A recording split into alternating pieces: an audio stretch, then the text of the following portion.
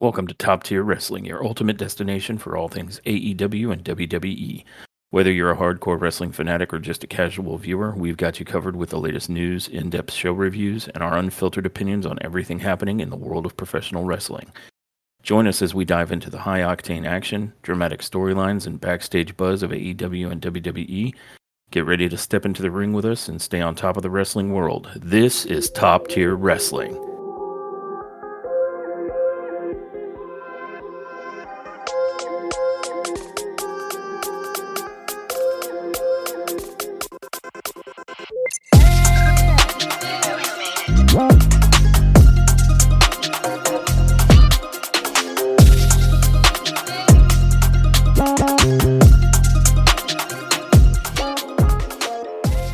Welcome to Top Tier Wrestling. I'm your host, Josh, the Baron of Brawls, and joining me as always is my fantastic co-host, the Queen of Quick Strikes, Dawn.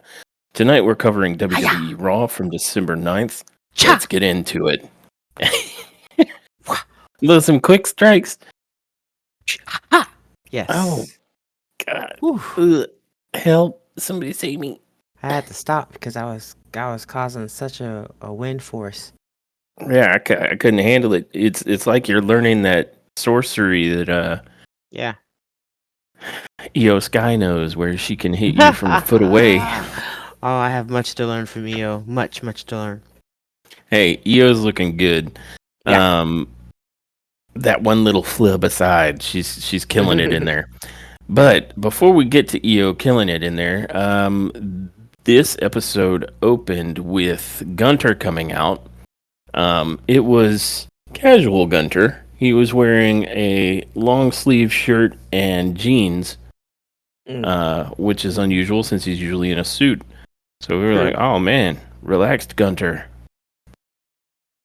Yeah, he's chilling. He's chilling and killing, Maybe he's trying to indicate that he is absolutely not worried about his next challenger. Yeah, he's laid back now. And I wouldn't worry about his next challenger either if I were Gunther. Just saying, keeping it 100. Yeah. So Gunter makes his way to the ring, full Imperium music, and grabs the mic and basically said, is that Imperium's music? Yeah, pretty much. Yeah, I can dig it. Da ring general. Yep, yeah, you nailed it. But then he grabs the mic and pretty much points out that Finn Balor made a grave mistake, and whether he deserves it or not, he's got his undivided attention. Mhm. And he guarantees that Saturday night's main event will not end up like Survivor Series for him. But then Finn Balor and the entire Judgment Day minus Liv Morgan and Raquel Rodriguez comes out, and Finn more or less says, you know, you could have saved yourself some trouble by giving him the title shot he deserves instead of somebody less deserving like Dirty Dom.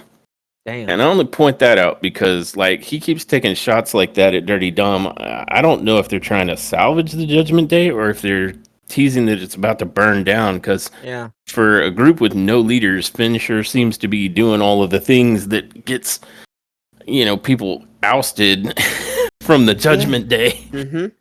So, but he goes on to pretty much exclusively take credit for Gunter remaining the heavyweight world champion. And Gunter goes on to say, just you know, go ahead. Just one teeny tiny question. Mm-hmm.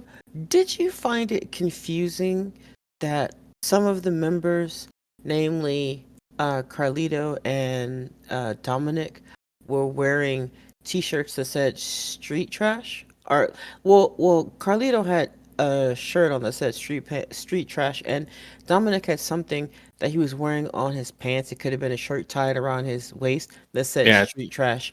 Yeah, I think he had a shirt tied around that did it. Did you not? Was that confusing? Like, because isn't that like something that's kind of? I think it's Damien's merch, actually, based on something that Gunter said to him.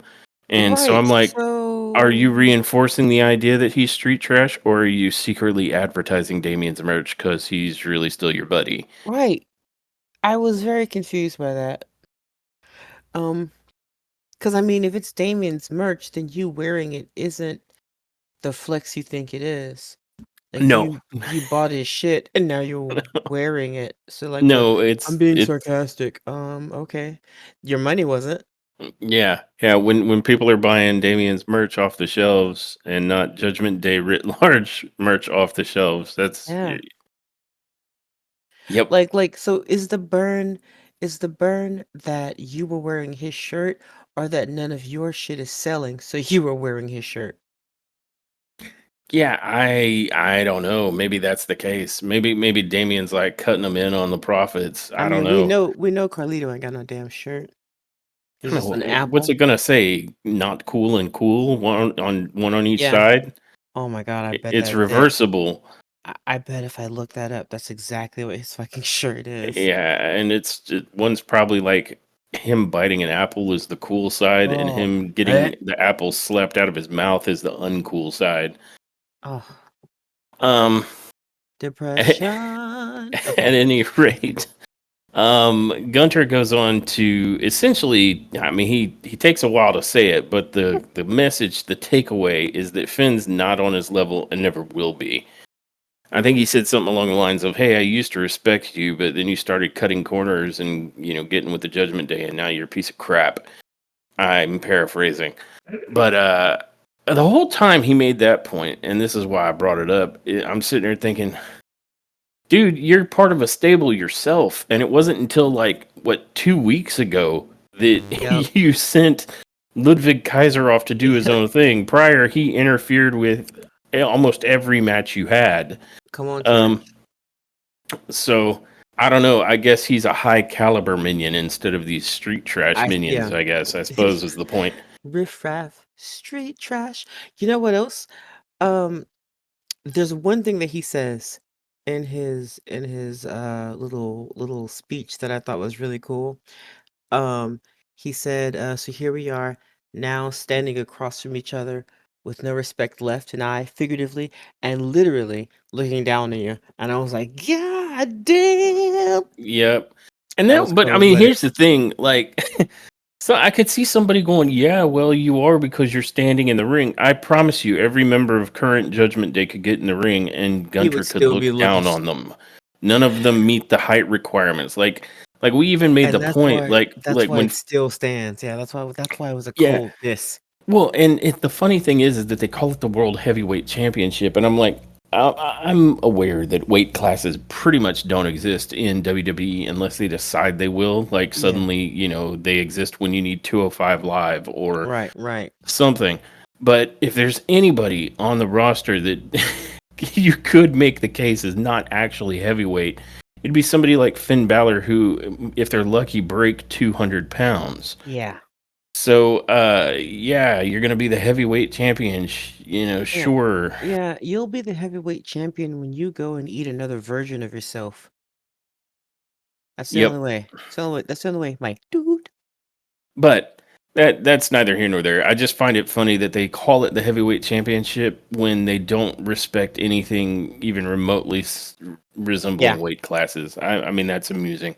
And especially when somebody who, barely breaks 200 pounds is vying for it. It's like, Yeah. yeah, okay, Yep. sure, heavyweight, go get it. Yep.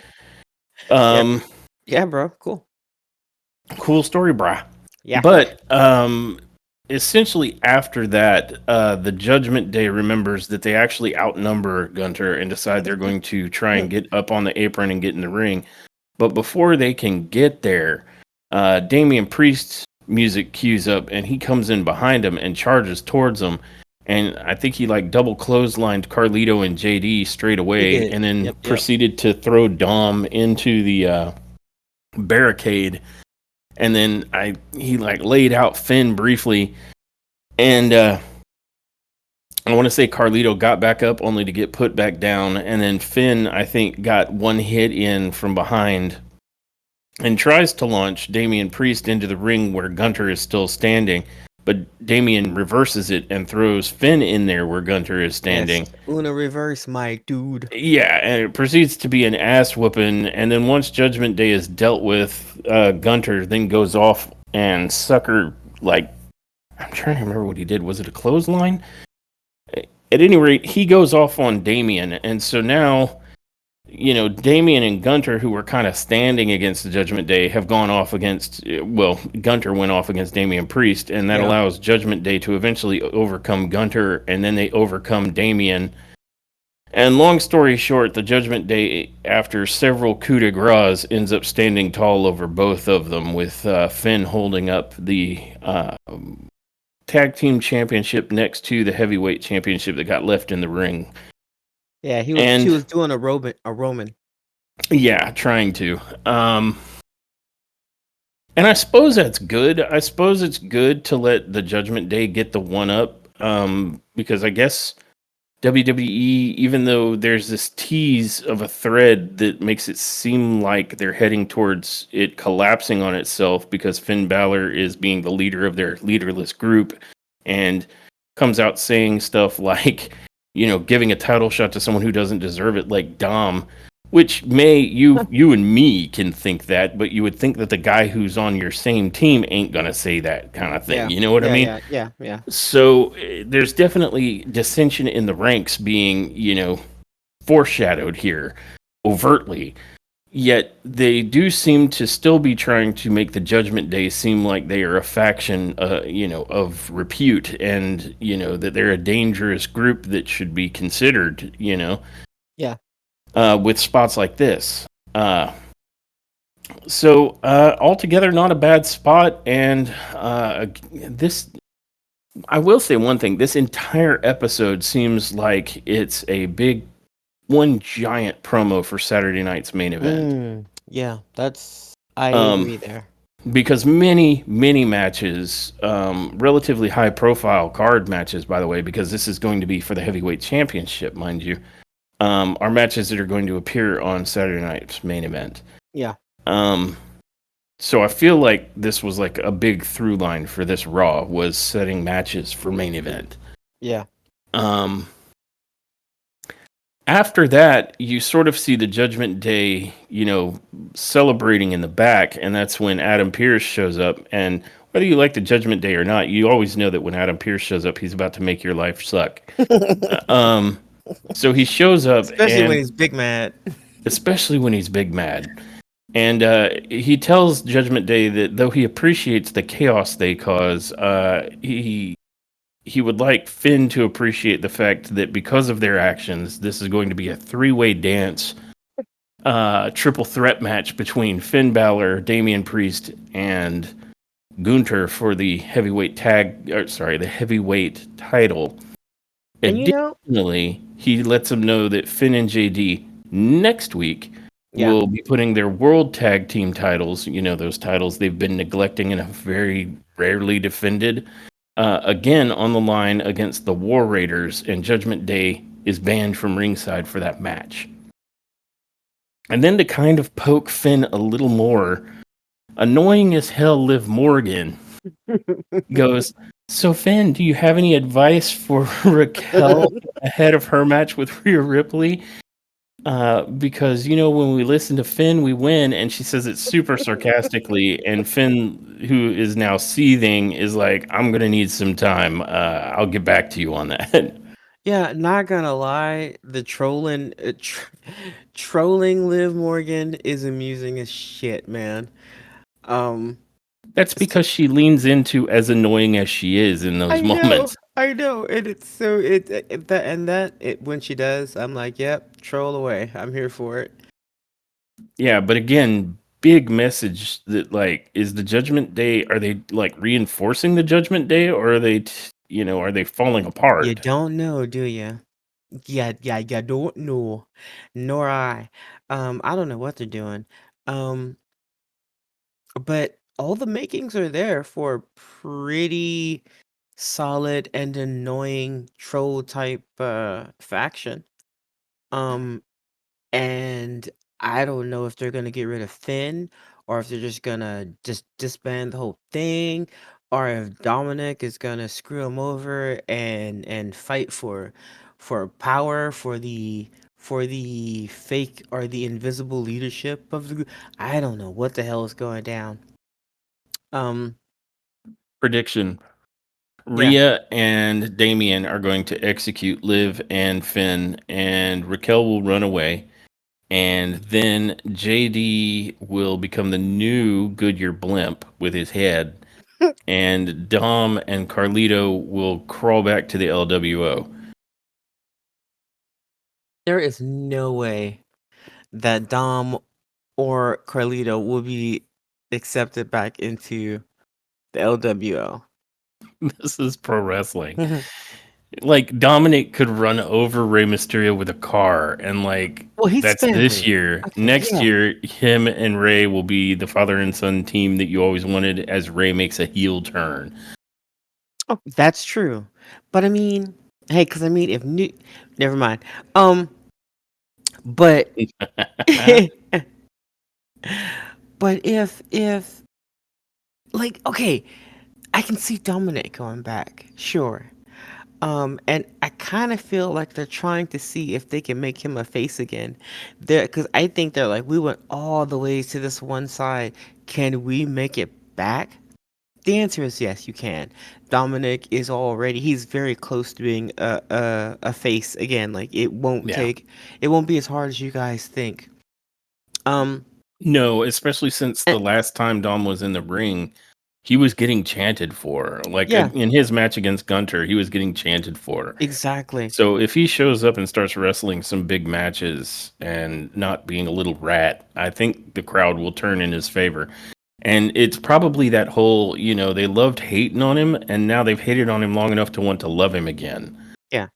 Yeah, I mean, I think he has reached the gold mine that the Nature Boy Ric Flair found throughout his entire career as a lovable heel. Um, like that dude could do no wrong, and that's all he did. You know what I mean? Yeah. And he was a Um, fantastic heel champ. yeah, yeah, people freaking loved him. Um, So, Dominic could find that same path, or he could go like Dominic. Really, he could do pretty much anything. Yeah, he as far as character is concerned, he could be a face, he could be a heel. But he does heal very well. I think he does heal surprisingly better than most people assumed he would because he was such a baby face. Yeah. Yeah, I can only suggest, without taking away anything from whatever natural talent for this that Dominic has, because he right. does. Mm-hmm. People can argue about that, but he gets it. I can only conclude that he's been around this industry, and I mean, his dad's been a pro wrestler for as long as he's been alive. That's all seeped in. So Yeah, Dom gets it on like a yeah, very fundamental level. He for understands sure, for sure. the psychology aspect of it. Yeah, yeah. Well, I am excited to see where this all goes. Yeah, I am too. Um, the short answer is Saturday Night Main Event. That's where it all goes. I see what you did there. Um, but before we get to Saturday Night's Main Event, we're going to have to get through the first match of this episode of Raw, which is a huge match, right? Like the buildup has been here for a minute, and it's one that I know you and I were personally super excited for because we're very deeply into both of these two factions right now. Yeah, The Wyatt Six versus the Final Testament with The Miz yeah, in a massive 8-man tag match. yes, And yeah, the first ones to come out are the Final Testament, and they do. And then you have the Wyatt Six make their way to the ring with a slightly abbreviated version of their normal entrance. Um, and then they get almost to the ring down the entryway, and they sort of rush it from that point on, and it just turns into kind of a brawl before the bell rings. yeah. The Um, funny, just like I thought it was really weird for me. I don't know, maybe not to you, but I thought it was really weird that this match was billed as the Wyatt Six with Nikki Cross versus the Final Testament and the Miz with Scarlett Bordeaux. Which I mean, with Scarlett Bordeaux, I understand, right? But Nikki Cross is legit one of the members of the white. Like she is one of the wrestlers. Like I didn't understand why Yeah. it was the I White Six with I Nikki Cross.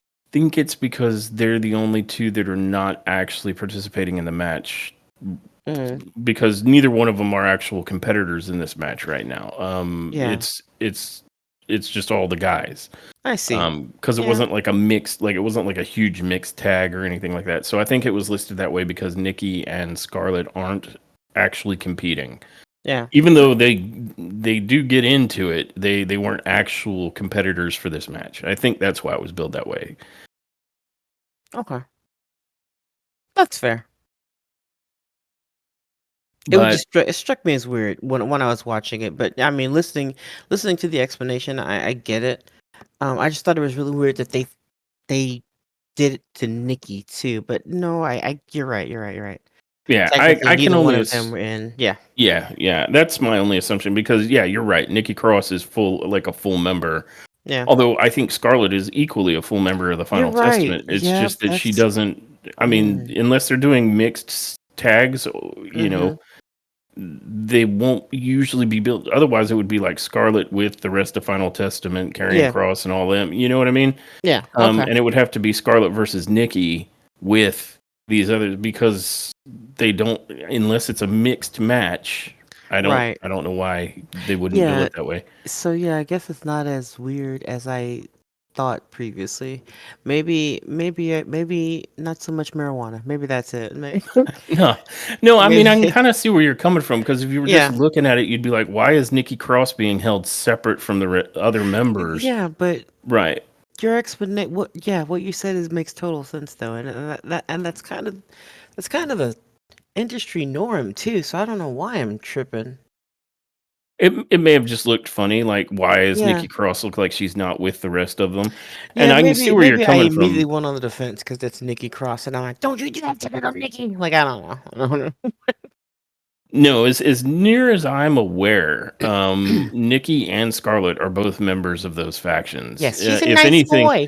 If anything, the one distinguisher is and the Miz, because I guess the Miz isn't like Yeah. bought into the Final Testament. He's just working with them still. No, he can't be a part of it. He does not dress cool enough. He still wears his little goofy headband and like just no.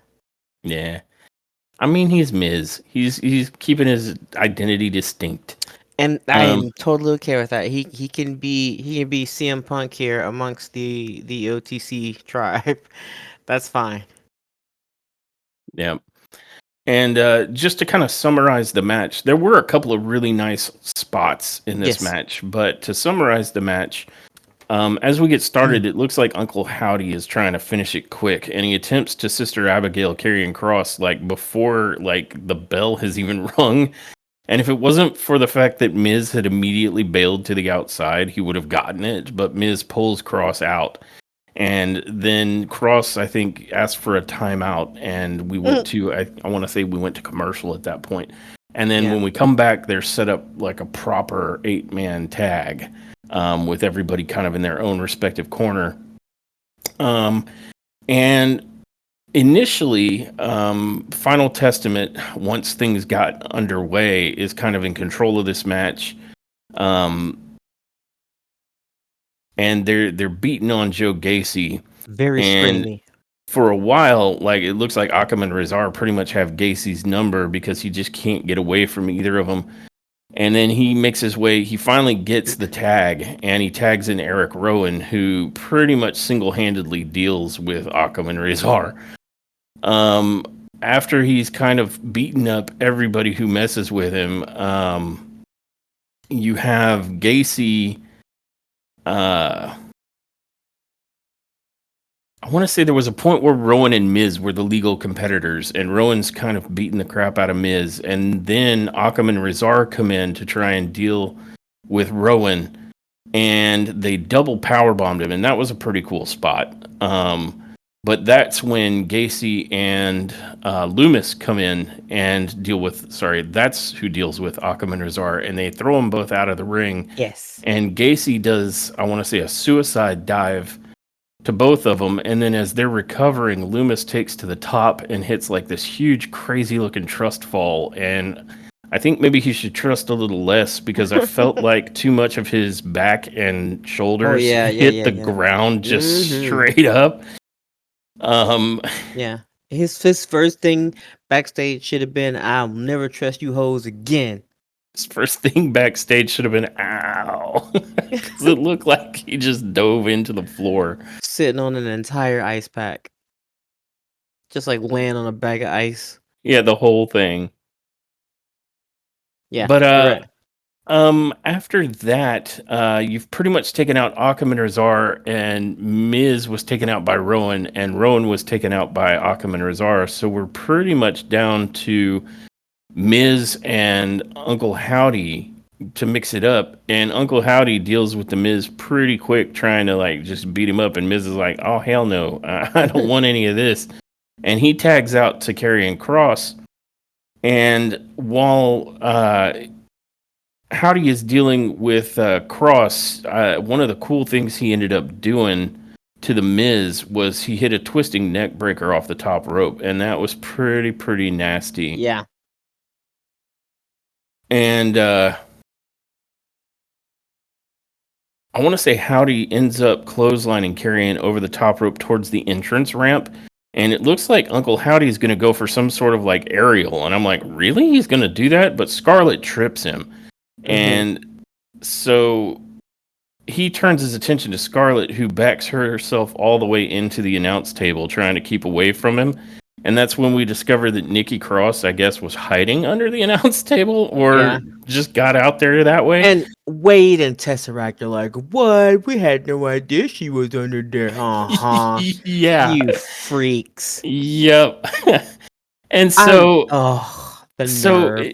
it was kind of funny because like Nikki scooches right close to Scarlett, and then Scarlett turns her head and realizes Nikki is there and absolutely shits herself. Like she's like, ah! She was so afraid. She jumped in the ring with Uncle Howdy and ran to the other side and got out. And but Nikki went around the other, like the opposite way, and got up on the ring steps, and she apparently did not notice that in her flight for her life. And so Nikki hits a huge Lou Thez style press off the steel steps onto Scarlett. And at this point, Karrion Cross has made his screaming bloody murder. By the way, like screaming, like yeah, Scarlett like she is selling this. She is seriously selling that she is scared shitless of Nikki Cross. And Karrion makes his way back into the ring, and it looks like Uncle Howdy's gonna hit Sister Abigail, but I think Miz interfered, and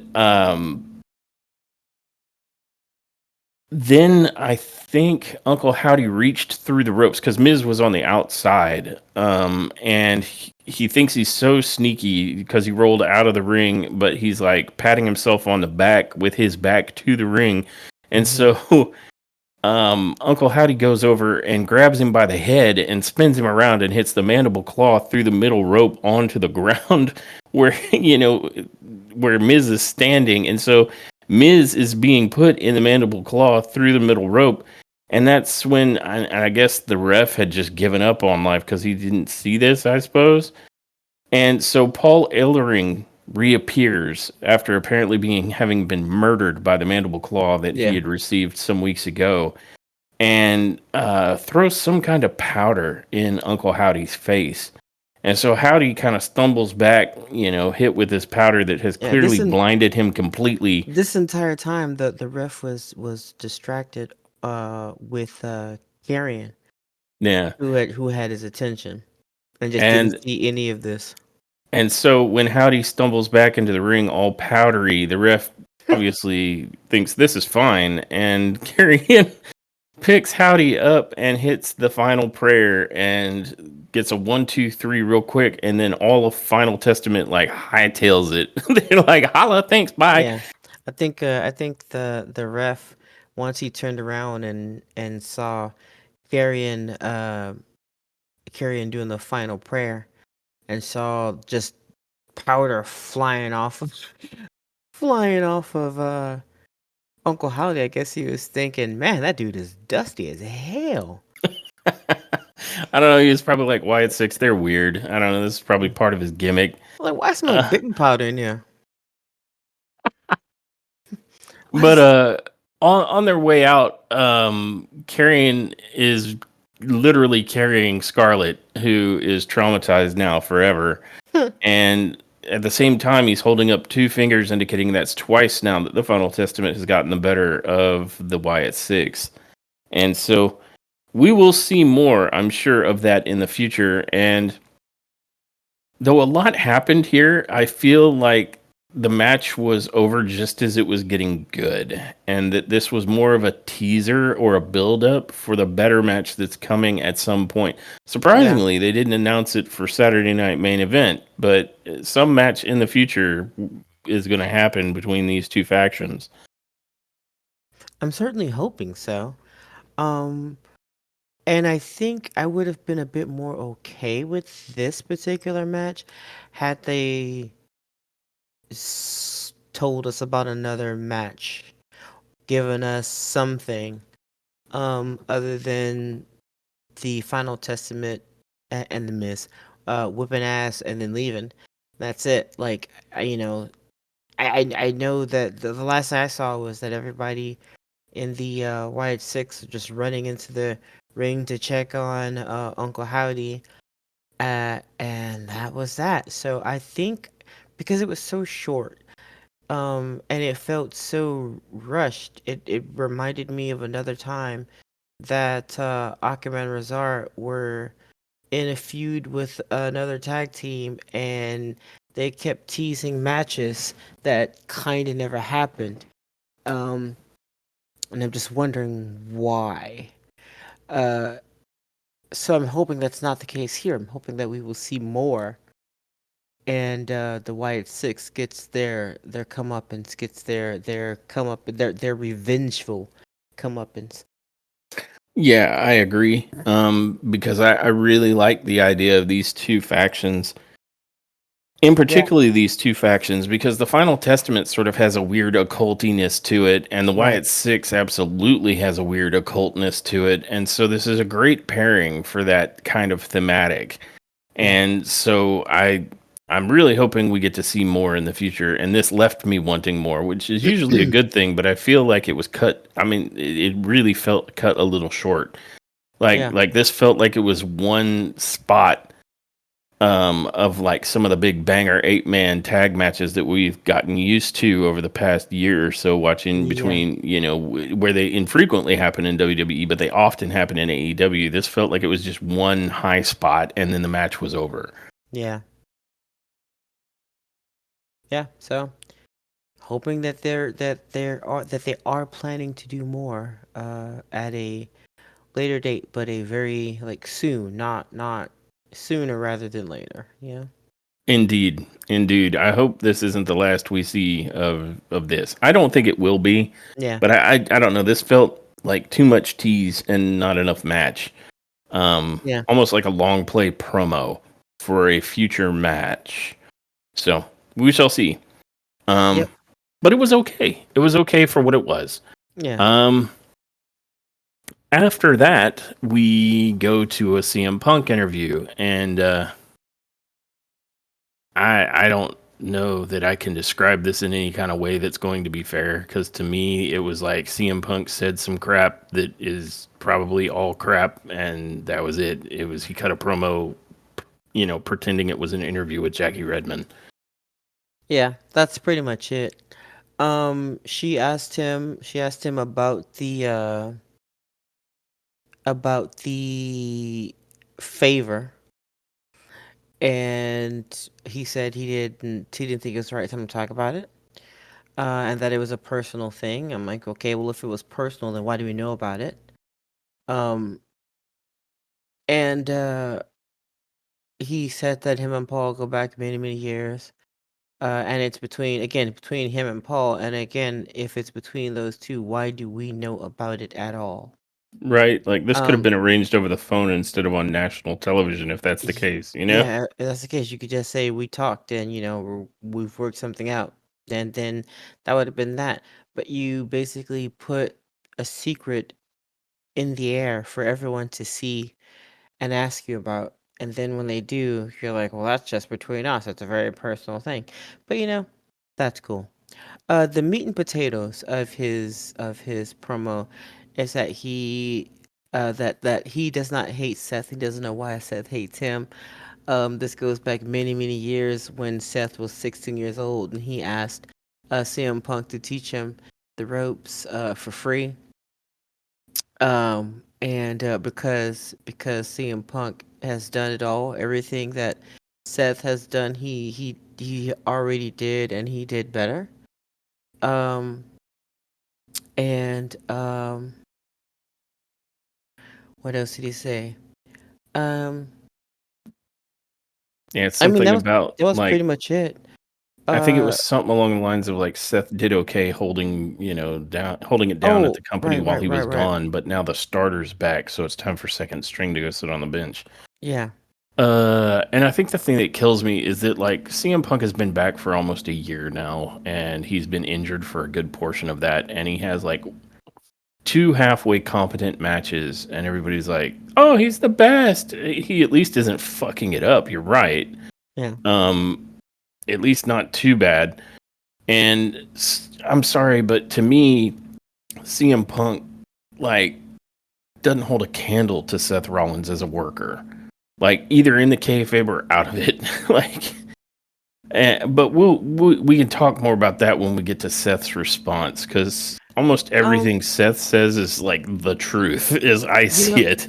the only thing that I can say about CM Punk is, um, I think the problem that most people who have a problem with CM Punk, like a legitimate problem, not the ones that are still complaining about him not putting the one up, um, but I'm talking about people who have legitimate issues with CM Punk. I think one of them may be the fact that he um performs one way, but then talks another. And Yeah, so basically the story that we're being told doesn't match the movie that we're watching. Like like we're yeah, looking at you, man. We saw what you did. We saw what you've done in MMA or wherever you went when you were trying to do yep. that. We saw how it turned out in a lot of your matches in WWE. We've We seen saw how you were blacklisted from WWE and are only back because Vince is out of the picture. We we've saw seen we've seen the that flubs, we and we've we seen saw the abortion that was AEW attempting to put the freaking title on you, and you couldn't stay healthy so long many enough to even do times, that. so many times, and We so saw him run WWE down for all of the years that he wasn't here until he got back. yeah, Like all of those things, and those again, those are all things that come up in Seth's promo later, and it's like Seth is speaking the absolute truth about and CM Punk. if So if CM Punk has been playing the long game, if his behavior and attitude towards WWE over the years was just a 10 plus year work, then he's a goddamn genius, and he deserves every accolade that you hand yeah, him. I Like, he wouldn't put deserves that it. into the air But because CM Punk fans will believe that's true when it's but not. but there is no proof. There's no evidence stating that that has been the case. So I have to take what I've heard, what I've seen, what he said at face value. And so when you say stuff like you're the best in the world, I have to say when. That's like saying that's like Max Caster calling himself the best wrestler alive. When? As near as I can tell, that might be Max Caster making fun of CM Punk. Right. Because he's running around calling himself the best in the world, then gets demolished. And as near as I So can tell, that's the truth of CM Punk. He is all bluster and very little show. and I'm not talking shit about this guy. Like, is he my favorite? No. But I can say that since he has come back to WWE, he has done okay. He's done a pretty bang up job with what he has been given. I understand that he's been injured, and even then, he handled the situation, I think, well. But his promos, man, you can't, like, it's so hard for me to disbelieve illusion. It's so hard for me to just completely um ignore reality. Yeah. And in reality, you spent a year on the injured list after just coming back to WWE. In reality, right before you came back to WWE, you spent about 9 months injured in AEW. So, Yeah. like Uh, that, yeah. My definition of best in the world isn't the guy that we're hoping just can keep it together and not fuck it up. yeah, and that's you, bro. Like we're just hoping. Like, please, come on, man, don't make Roman Reigns, don't make the Bloodline look bad. Please, man, come on, just fucking do your thing, and then let's go. Don't make Drew fucking job for this shit, man. Don't make Drew look stupid, man. Don't do this. That's us. And while you have done admirable in those situations, no one came in confident that you would. So to come up with these promos as if you are the best that has ever walked the earth when you've done nothing to call yourself the best, you're a competent wrestler. Now in your 40s, you're a competent wrestler. Congratulations. You've done what I think most amateur wrestlers would do uh in, twice the time. Good. That's good. But does that mean that you now get to cut a promo where you're Jesus? No, son. It doesn't. It don't. So that's just my problem with his promos, and that I said all that with the idea of giving him a shot, and I think I have. I think I've given him plenty of opportunity. In fact, I being the heel here, the heelist who's the realist on this podcast, I will even defend CM Punk, and when he does a good job, I will say he's done a good job. All these people out here with their fucking dumb comments about him not doing the one up, all these fucking Oh stupid Lord. people out here Yeah. going on about uh, you know, him telling Seth that he hasn't thought about him, and you understand Seth is coming. Seth looks really weird. He looks like fucking stalker right now. So yeah, I agree with everything CM Punk has said up until this particular promo, this particular segment with Jackie Redmond. He sounded everything he said was cap.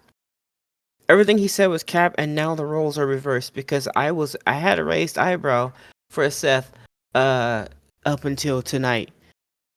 His reasons are still bunk, but the promo he cut tonight against CM Punk was way more comparable. CM Punk was just bullshit. I'm sorry, it's all bullshit, bro. And you gotta do a lot more than what you have done. You gotta do a lot more than just pass. You gotta do a lot more Yeah. than be a D student to get fucking A To call student your yeah, accolades. exactly. It's like somebody who's got a D going, I am the valedictorian, and it's like you're clearly not. Yeah, Um so yeah, I'm with you on that. And as far as like the psychology about like Seth and even Drew McIntyre, right? They are both of them correct. It was not but like till WrestleMania earlier this year, and for a little bit after. Remember, like Cody Rhodes did a good thing by toppling down the bloodline, yeah, but since then, Jey Uso has skyrocketed in popularity. yeah, Since then, the tribal chief Roman Reigns has come back and has skyrocketed in popularity. So Seth and Drew aren't wrong that it seems very odd to them how everybody's willing to like suddenly forget that Roman yep, like tyrannized the WWE. Like the fact that the heavyweight title exists because Roman was bogarting two titles and there wasn't enough opportunities. Yeah, I mean that's so I can't say that they're wrong yeah, in being upset with people that are willing to help reestablish that regime, but it's an unnuanced argument. yeah, It's unnuanced by the fact that a worse regime popped up in its place. It's unnuanced by the fact that Jay is a different guy than he once was. yeah, So it's technically true, but it's completely unnuanced. And I think they're playing into that vagary pretty well with like where, because you can't really go, well, Seth is completely out of line. He's not. And you can't even really go, that Drew is completely out of line. They might go take it to extremes that you don't agree with, but I mean, Seth was very forthcoming in his reasons for why he did not join the Survivor Series team. And he was consistent and he stuck to his guns. Now you can call that stubborn. I call it integrity. Even in the kayfabe, it's pretty good for pro wrestling to remember something with that level of consistency. Yeah. Especially when the fans have all turned on it. Like it seems like everybody's like super psyched about Roman Reigns taking back over when like 5 minutes before the wrestling world was like really, really tired of Roman just perpetually keeping every title and being, Yeah. So it's an interesting situation that we find ourselves in, but it's not like Drew and Seth are incorrect. Yeah. You're right.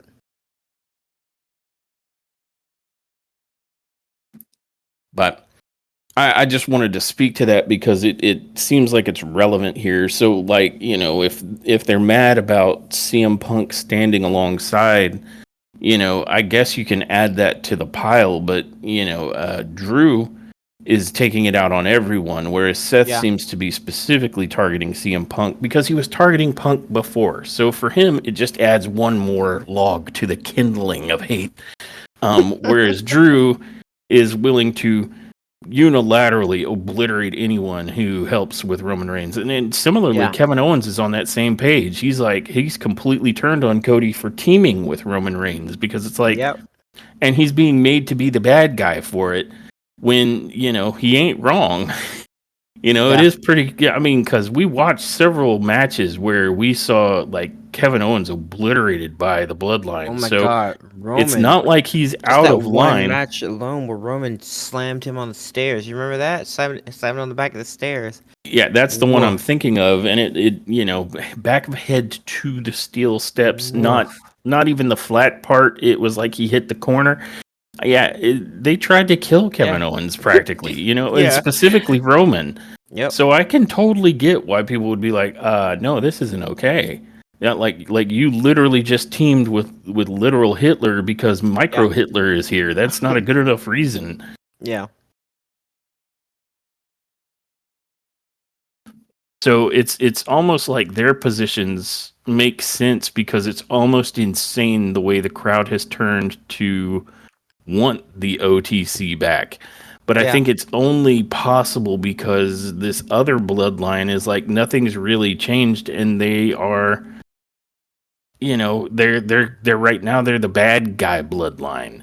Yeah. And it's like the funny thing is that neither road is bloodline free. So like you'd have to eradicate all of them to get rid of it.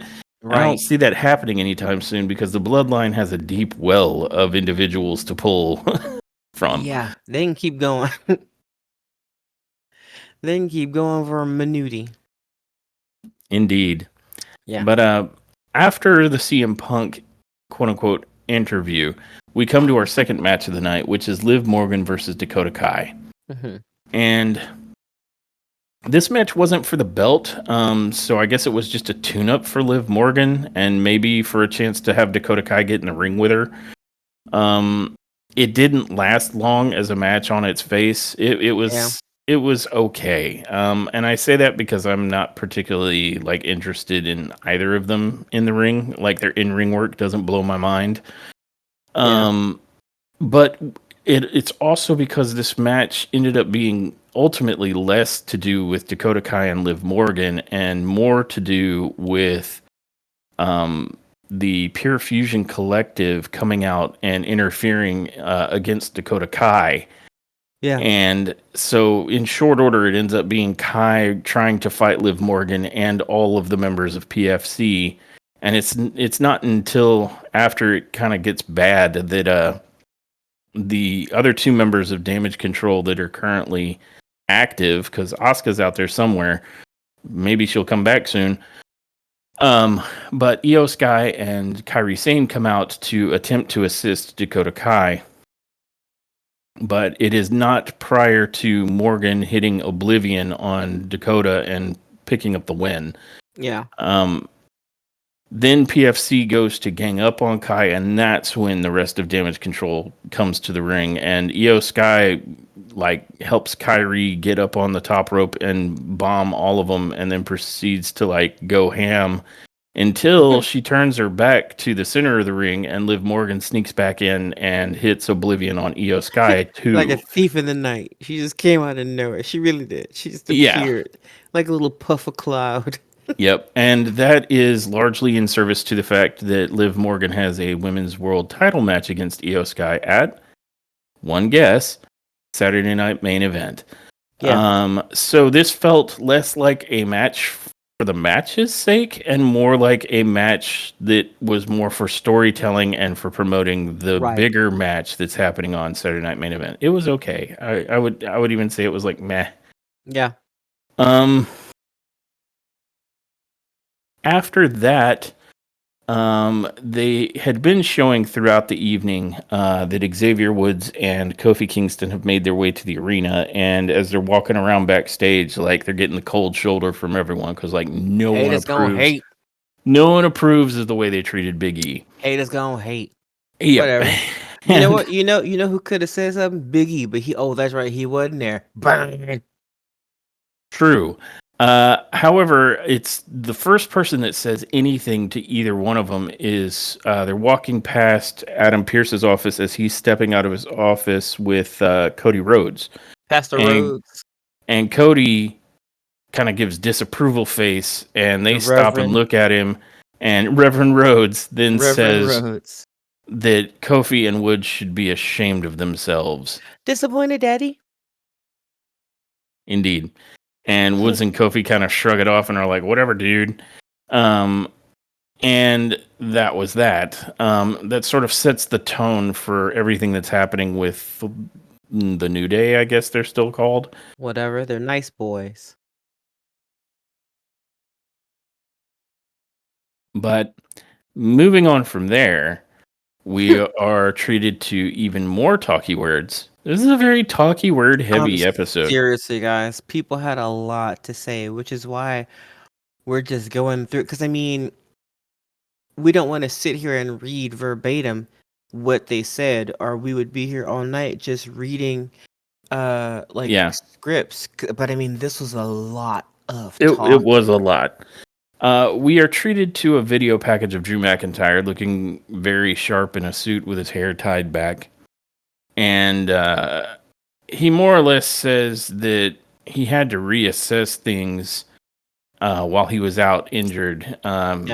He would have come back sooner, but family matters kept him away. But while he was away, he had time to think. And he started to wonder, what if everybody else was right? What if he was wrong about CM Punk? And then he said, then he saw Survivor Series and saw Roman Reigns standing side by side with CM Punk and Sammy and Jimmy and Jay. With all their stupid little fingers in the air. Although he didn't make a point about CM Punk not doing the fingers. And he said, after everything that they know, Roman more or less snaps his finger and they just come a-running. And he did give CM Punk credit for at least taking a bribe, whatever the favor is between him and Paul. But he's more or less stated, the private favor. The private favor. Why does that sound like it could be a title for a pern? Anyway. Oh God. Yeah. Moving on away from that very quickly. Drew goes on to say that it was him who took out Jey Uso, and it was him, obviously we all saw, take out Sami Zayn. Right. And, he can't change the past, but he definitely intends to change the present and the future. And that was his promo. So Drew's back. The Drew is back in town. Drew is back in town. Yep. Yeah. So, welcome back, Drew. I'm glad you were able to stitch your head back together after Hell in a Cell, because it exploded with blood. It was crazy. Yeah, it was crazy. Explode. I mean, like that was a phenomenal amount of blood. Yeah, no, you're not wrong. So I'm Head glad juice he's okay, everywhere. and I look forward to seeing how he intends to make an impact, because Drew is surprisingly, like, anywhere else on Earth he would be the guy, right? Like, he looks like a walking action figure. He can cut a promo. He's good in the ring. Yeah, I don't get it. So hopefully he'll make a huge impact. That said, we now have another segment, because again, very talky word heavy. This time it is Seth Rollins, and he wants to let everyone know, welcome to Monday Night Rollins. And in a nutshell, he goes off about the CM Punk quote unquote interview from earlier, indicating, CM Punk has a career as a politician ahead of him, because, man, that was some spin doctored shit. And he goes on to say that, when he was younger, he looked up to CM Punk, but that's changed. Here's why the hate exists.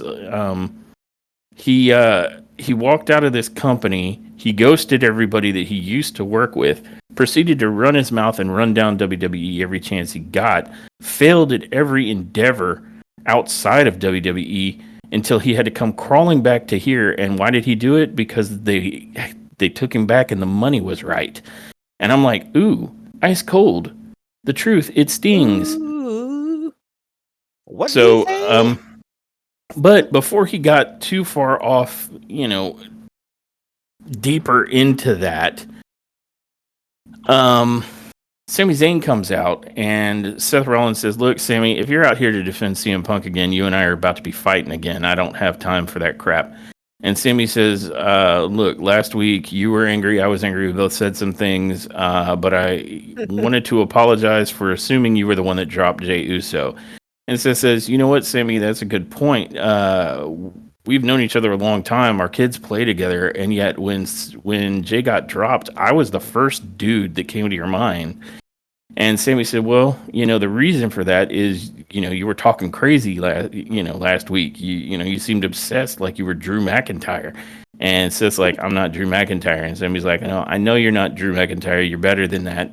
I just wanted to clear the air, and let you know that however you want to deal with CM Punk, I'm out. I'm not going to interfere with your business anymore. And Seth's like, thanks, cool. And Sami's like, so we good? And he's like, yeah, we good. And then Seth says, but it sounds like you've got some unfinished business with Drew, because Drew claymored the freaking bejesus out of him and has made it clear that he's got a bullseye on everybody who is even remotely friendly towards Roman Reigns' back. And so that's when Sami Zayn goes on to say, he's got a match with Drew McIntyre. He's already talked to Adam Pearce, made it official at, guess where? WrestleMania. Nope. Try again. I'll give you a hint. Saturday night. Oh, you got it. Nailed it. Yep, at Saturday night's main event, where all matches are apparently happening now. Yes. And that was that. And that was the extremely abbreviated form. They talked a lot more than that. A lot, bro. But they didn't say a lot more than that. Like, that is the actual like meat and potatoes of it. Everything else is a whole lot of extra. Yep. But that brings us to the third match of the night, and this is for a first round match in the tournament for the new WWE Women's Intercontinental Championship. And this is a triple threat match between Lyra Valkyria, Zelina Vega, and Ivy Nile. And this was a surprisingly good match. And I don't say that as a ding against any of the performers in the match, but they actually stepped it up a notch from what they usually do. Like, I had a criticism about Lyra Valkyria being a little too kitten mittens with her opponents, like making the moves look less impactful. And her finisher, what is it called? Like the Raven's Drop or something like that. Something like that. Yeah. Nightwing, sorry, not Raven. The Nightwing. Yeah. Like, she would lay them down so gently. And I'm like, by contrast, look at how Bianca hits the KOD, where they splat into the mat, like, with full force. Yes. So, she did better there. Zelina Vega did really well. And usually, some of her stuff doesn't look great. Like that, and just recently, she moonsaulted and completely missed her opponent. So, every woman hit every spot that they had in this match flawlessly. And so this was a surprise almost match of the night. I would suggest that it would be match of the night, except for the main event, I think takes the cake. And even though there's a flub in that match, it takes the cake because it was a hardcore match and because I'm more interested in the two competitors of that match. But this was a really, really good match between these three. Basically, some of the high spots, a couple of them belong to Zelina Vega. First, she nails Valkyrie with a 619. There was a point that she perfectly drilled the code red and made it look amazing. And there was another point where she literally slid out of the ring under the bottom rope into a sunset flip bomb. I want to say on I think it was on Valkyria, and all of it looked good. Ivy Nile was bringing it with like a showcase of suplexes. Like, she hit this like off the ropes gut wrench suplex that looked like it was a hybrid between a gut wrench suplex and a tilt-a-whirl slam. It was so fluid. It was very good. And Valkyria also drilled a really cool like combination move where she did a tornado DDT to Ivy Nile, but she hung on afterwards and picked Ivy right up into a huge fisherman suplex, and it was fantastic. Like, it looked really, really good. Yeah. Ultimately, we end up with a as we head towards the end of the match, Nile is like showcasing her German suplex ability.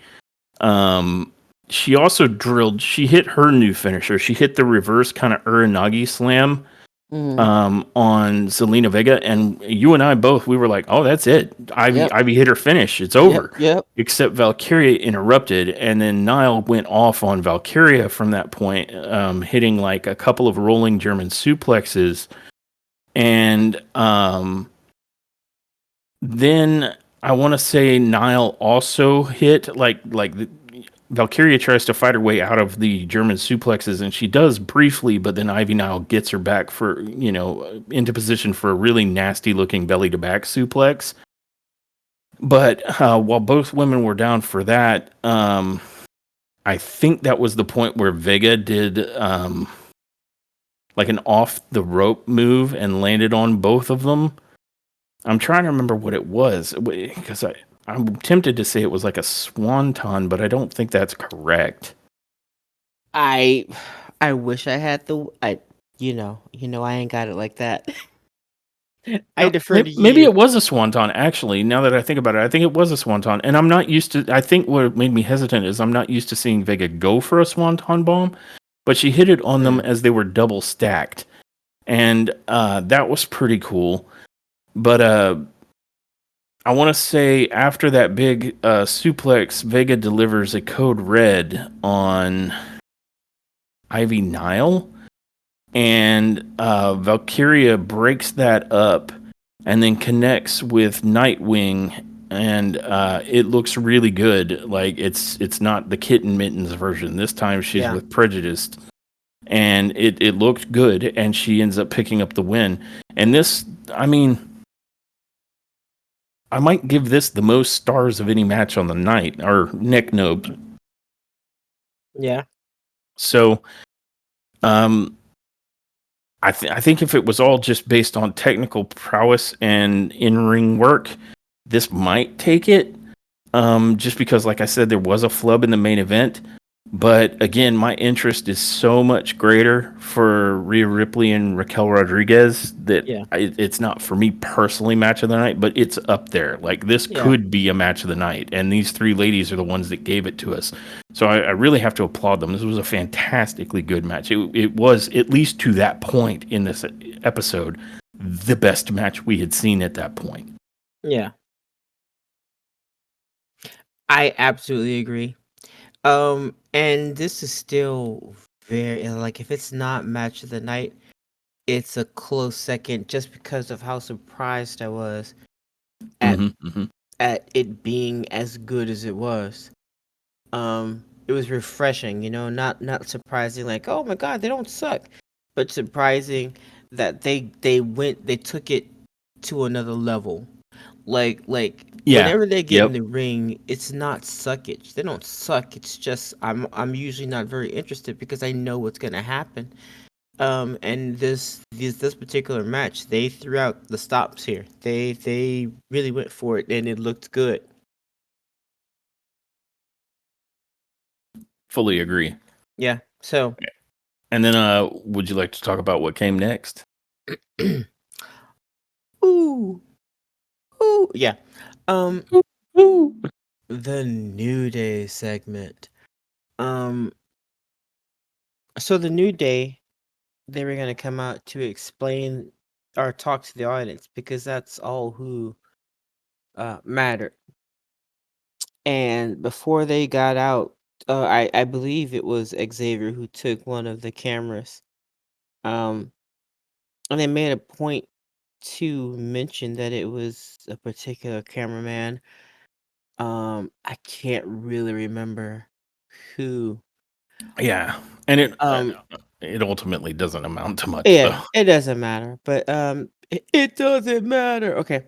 Anybody remember that song? Remember the "It Doesn't Matter" song that The Rock did? I think Anyway, so. He's had a couple of them over the years. yeah. Any scanty way. Um, so they make their way to the ring, and Xavier has the camera the entire time, and he's filming the audience, as he's walking down the entrance ramp. And of course, they're giving him the booze. And before they even made it out there, they were already chanting the "New Day sucks" chant. Um, so they get to the ring and they look extremely confused, Xavier and Kofi. Um, and they're about to say something, but the boos start. So then Kofi starts, and then the boos get louder. Ultimately, Kofi was able to say, uh, he asked basically, after 10 years of positivity, that Woods and Xavier has given the audience, did it really mean, like, is it really boiled down to them, the audience, being mad over one day? And the audience let him know that the answer was yes by continuing to boo. Yep. More booing. Xavier starts to talk, and booing gets louder. Xavier tries again, and booing gets louder. And then finally, he's able to say, uh, that they didn't do anything to E, which only made the audience boo even louder, and that they were even Yep. while there were New Day sucks chants, there were also "We want Big E" chants happening. So Yep. there was just a Dueling chants. cacophony. Yeah, there was just a cacophony of sound, all of it unpleasant towards Xavier Woods and Kofi Kingston. Um, Yeah. Yep. Kofi is Their saying new name something. has to be the Boo Day. Yeah, the Boo Day. Boo Day sucks. Um, but Kofi, he said two things. He said that they could have taken a steel chair to Big E's back, and I'm thinking, how is that making what you're trying to defend sound any better?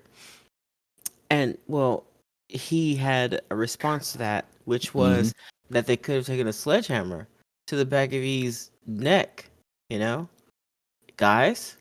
Yeah, and the audience didn't like that at all. So more booing ensues. Xavier Woods has had enough, and finally he says, "You know what?" And no one responds to him because they're too busy booing still. Finally, the New Day decide to drop their mics and leave the ring, exit stage left, to the cheers of Yep. people as they left. And I thought, this is really good. They've done a very good job at making them the bad guys literally overnight. And I like they had to go hard, you understand, because Kofi Kingston is not wrong. For 10 years, they have been nothing but light bulbs of positivity and energy and bootios so that you could stop being Hmm. so booty. So, how do you make a team like that villains? How do you make them heels? You gotta have them like basically kill their old versions, basically sacrifice their old Yep. selves on a freaking altar, and then take the beloved friend, childhood friend of this group, and then slaughter him in front of like everybody. Like honestly, Yeah. What they did to Big E in order to achieve that was the equivalent of tap dancing on a litter of kittens in golf shoes. yes, yeah, you ain't wrong. Like they had to do something brutal, and I mean, honestly, I know it's all like cap and kayfabe, whatever, but that shit hurt to hear, man. Like they went on and they went off on him. Yep. And they even use real life situations, like somebody getting injured, like Stone Cold Steve Austin got injured and he was back. It's like, oof, damn, this is cold. So whoever thought of this particular segment, this was a very well thought out, clever, um, clever little piece of kayfabe here. This is I like I'm whoever writes for WWE, chef's kiss. You guys are just fucking Yeah. killing it right now. This is an epic heel turn because you're right. You had to absolutely murder the New Day because Whoever they were thought? so over. I mean, Yeah. even if you're, I mean, for the more hardcore wrestling fans, they're probably like, oh, it's whatever, it's the New Day. But like for all of the like kids and women that like to do, the dance and sing the songs and everything, they Yeah. were very popular. And now they did the worst thing that you could think Listen, of. there are some and I wish I could remember the name of this guy. Um but it was somebody who wrote a comment on Twitter about this little segment. Basically to and I'm not trying to go verbatim with his words, but essentially he said that this is something he was 10 years old when he fell in love with wrestling. Yeah. And they were like the New Day, they were like brand new and like just starting out, and um they made him love wrestling. They were his childhood, right? And so that means basically from the time they started to now, he has watched them be the New Day, right? Like when Big E got injured and had to leave, he saw that. He saw the match, you know what I mean? Like when he was a kid, 15, 16, or whatever Yep. at the time when it happened. Biggie comes out now. Here he is, 20 years old, or 20, 21, and he's just like screaming at the top of his lungs because one of his childhood heroes has come back. He's gonna fix it all, and then they just crucify him. And Yeah. he was like, kayfabe or not, guys, this was my childhood. I Yeah. was devastated. Yeah. No, for real. The thing that comes to mind that this reminds me of is the equivalent of way back in the day. And I don't care if you're a fan of any of these people, the people in WCW were very invested. Yeah, So when Hulk Hogan first showed up, they were hyped and they were ready for the perfect classic I am equivalent. a real Yes, American Hulk Hogan. When he turned to the dark side, man, they threw everything that wasn't nailed down at that ring. They were yeah. pissed, like legitimately pissed. I was shooketh. I So was this shooketh. was almost at that level, Yeah, almost. And I only say that because the audience, I think, was more civil now than they were then. But it's the same level of betrayal. yeah. Yeah, I absolutely agree. So, yeah, this was a big deal for a lot of people. And it wasn't that big of a deal for me, but I thoroughly enjoyed how we got here. And again, I absolutely approve of them. You guys leave them alone. They're nice boys. Um, they're just doing their best. Okay, you leave them alone. It's hard out there. It's a hard life. Speaking of things that go hard, I think you know where I'm going. Fourth match of the night. Man, before we even get to the fourth match, let's talk about going hard on the way to the ring. Let's do They it. show Rhea Ripley in the back doing some kind of back exercise Jesus Christ. Yeah, yeah, with what is it, the cables, the little stretch cables, yeah, and they show off her back while she's fully flexed. Rhea yeah. Ripley is jacked and it's crazy. It's crazy work, guys. Like I was like, I was like, is this a flex against Raquel right now? Are you flexing on her? It's a Um, flex, like no matter which way you slice it. I mean, it was oh, it's a certainly a flex. flex. It's a flex, yes, but I feel like this was a personal flex. I think this was like a dear Rodriguez, can you still flex them backs? No, I don't Oh, think. that's a good point because Raquel used to like to come out and she'll flex her back, right? Yeah, yeah, And Rhea Ripley apparently just stole all of that. She's like, this is what a real back looks like. yeah. So, you just wrong, but you're so right. Um, but this is the main event. And I'm gonna tell you, did not disappoint. Yes, there was a flub, and I But think just just one that one. was noticeable anyway. Yeah. But other than that, and I don't know who was at fault on that flub.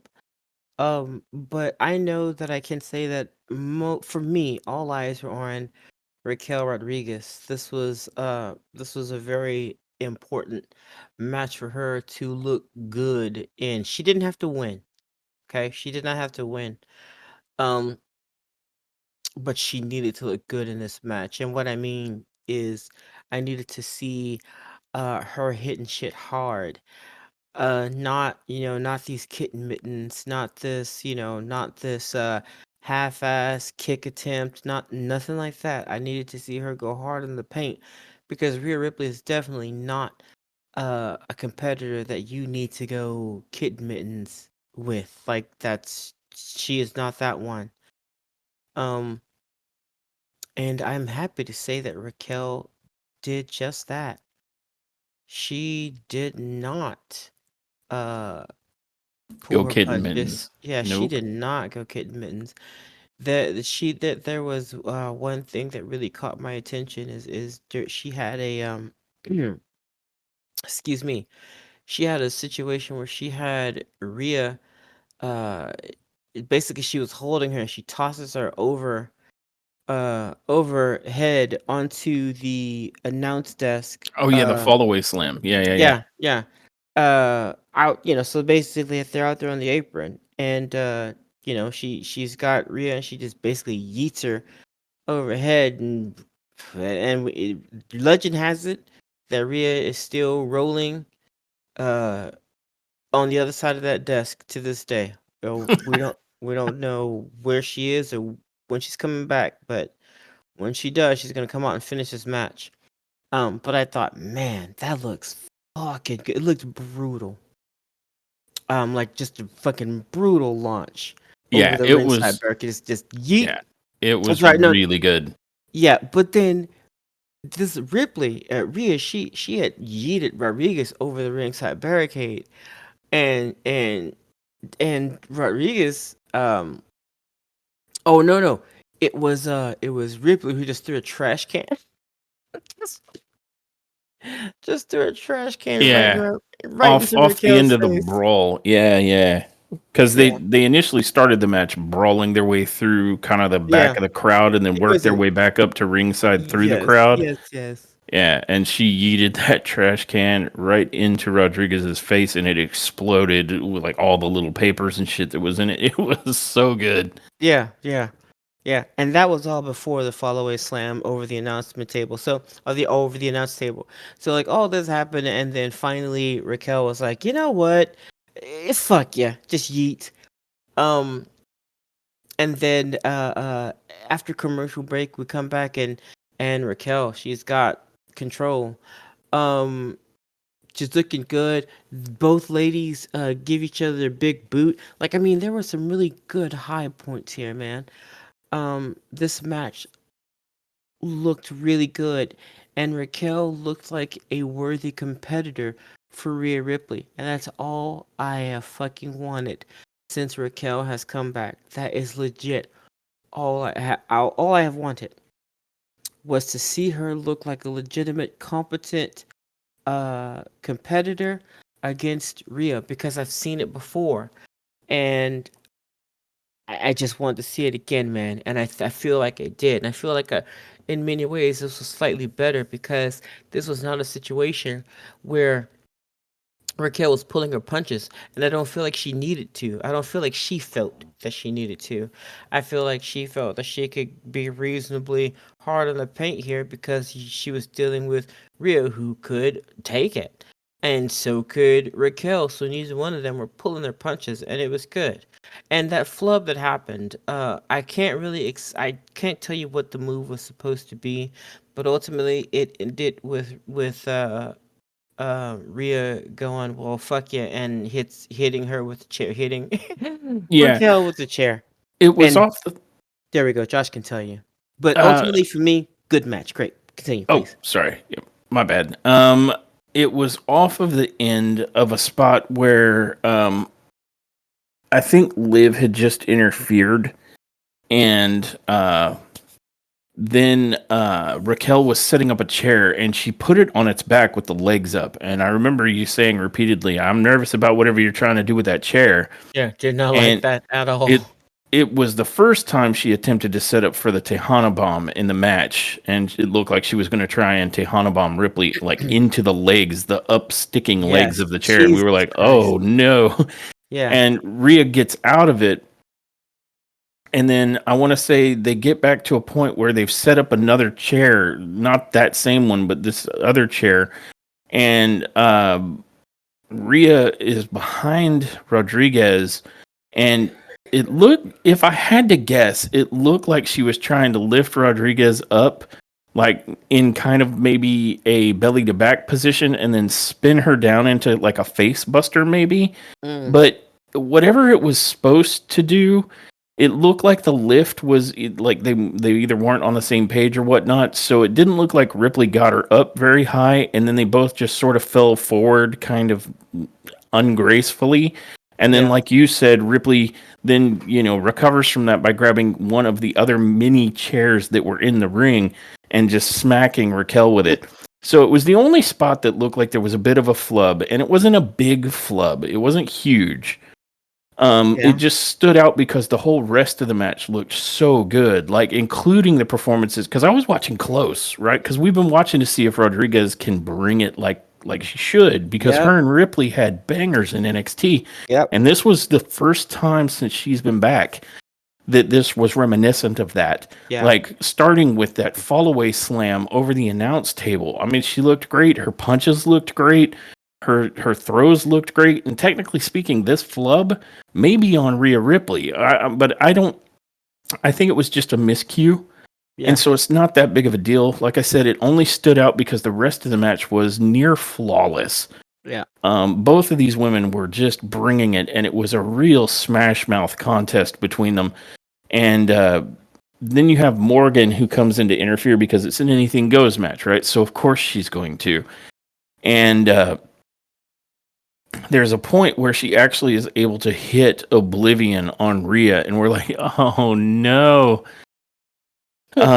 But then Io Sky nails Liv Morgan with a springboard missile drop kick, and then she also follows that up with a suicide dive. And so Rodriguez comes in and hooks the leg, trying to capitalize on Oblivion, and that doesn't work.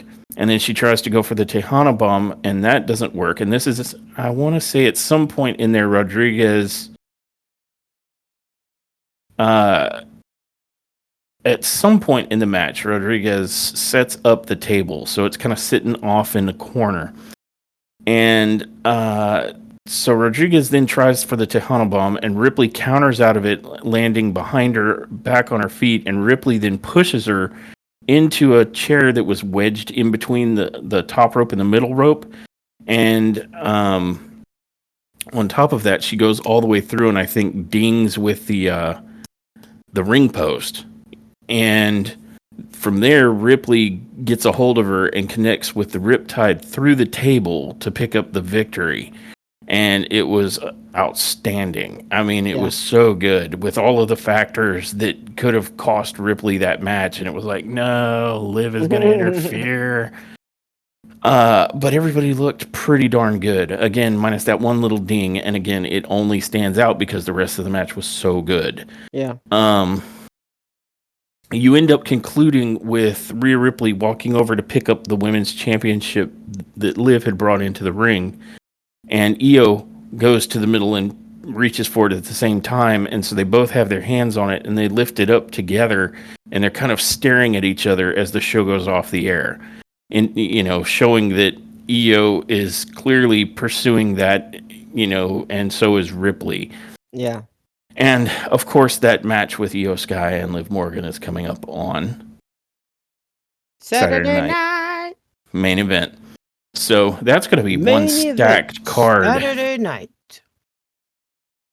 Yeah.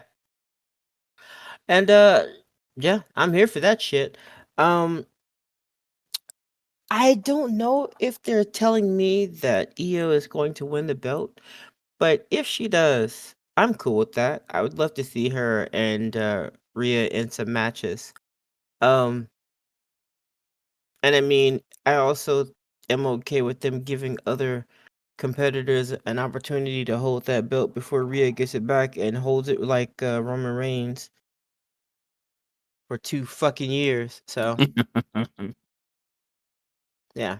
But ultimately, overall, what would you give this edition of Monday Night Raw? See, this one's kind of tough because this whole episode was more story driven and it had a lot of lengthy talking. And so much so that I feel like the matches actually suffered a little bit for feeling slightly rushed.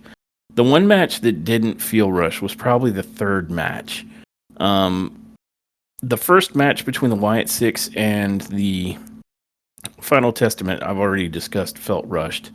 The match between Liv Morgan and Dakota Kai was more of a long play promo.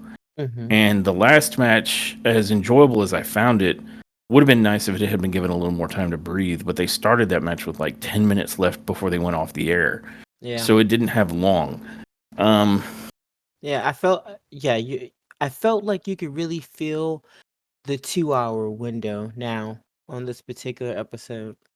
On this episode, and they have in other episodes done a better job with that. But yes, I feel like they were so busy trying to promote new matches for Saturday Night Main Event that this episode of Raw felt that pressure a little bit. And so I don't think I can quite get it up to top tier. It was though. It had some good spots, but there was if you came to watch wrestling, you didn't get a lot of it out of this episode. You got a lot of talking and a lot of storytelling. And maybe that's enough for you. I mean, if you're cool with that. But for me, I tend to want a little more in-ring action than I felt this served up. So for me, this would be like 7.5 neck nubs. And that, as you know, does not make to top tier. That said, I don't have any other heavy criticisms other than the fact that I felt like wrestling took a significant back seat to a lot of promos and talking and things like that. In this particular episode. And I felt like this episode served more than anything to promote and set the matches and whatnot up for Saturday Night Main Event, which is perfectly fine. But I mean, I feel like it almost sacrificed the episode, or at least some of the in-ring action took the biggest hit. I agree. Yeah.